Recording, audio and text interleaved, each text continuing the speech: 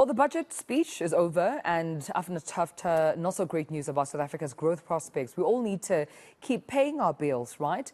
But standing in the way is high food inflation and increasing interest rates. So how can you budget after the budget and pay off your debts? Joining us now is personal finance guru, that's Maya Fisher-French, and speaking to us, of course, a little later on in just a while, Debt Rescue SACO and Aline van der Poel will be, of course, speaking to Gareth. But Maya, thank you for your time and good morning to you. That's the question. How do we then budget after the midterm budget by the Finance Minister? What was interesting is that how much focus there is on paying off debt in this medium-term budget. And when I look at household issues, it is actually the debt that's pushing people over the edge. If they didn't have those debt repayments, they'd probably make it. And that is, I think, probably why government is in the same situation. Growth is slowing. It's harder to get the income in. Let's focus on those debt repayments. So, of course, number 101, if you're getting a 13th check, if you're lucky enough, bonuses, use that to target debt. But of course, once you've targeted the debt, don't go back into debt. That's what a mistake a lot of people make. And then, it is about finding that extra cash. And I run a money boot camp with City Press every year where we take 6 people through some sort of money boot camp. And every year I ask them when they start to write down their budget for me. They send us their budget, but then we say, okay, that's what you think you're spending every month. I want you to go through your bank statements and see what you've spent in the last 2 months, and for the next month, write down everything you spend.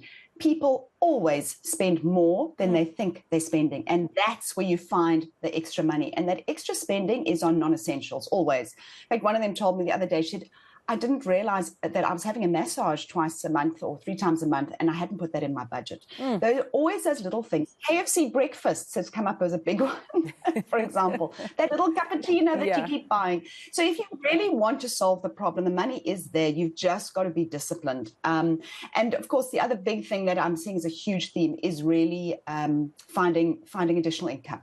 If you have skills, how many Uber drivers now, it's just their second gig.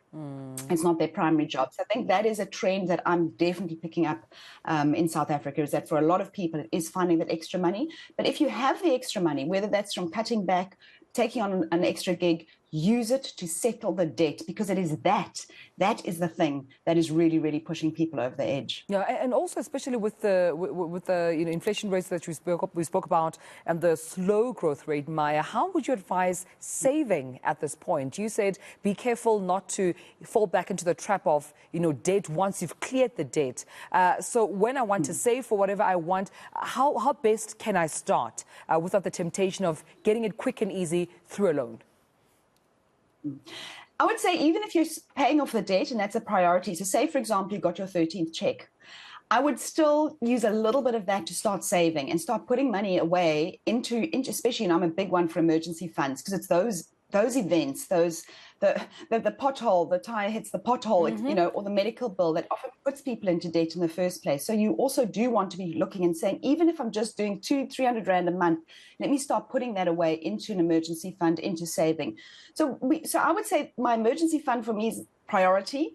Once you've settled those shorter-term debts, those credit cards, store cards, all of that, then you need to really start saying, okay, I don't want to use this money that I'm now not spending on debt repayments. I want to use that to start investing. And so that would definitely be the next step. And people, resilience, that's the only thing that's going to get us through this. If you have emergency funds, if you have investments, and you don't have debt. I mean, just wake up tomorrow morning and imagine if you had none of those debt repayments and all the debt balances that you have were actually investments. You would be in a very, very different position completely.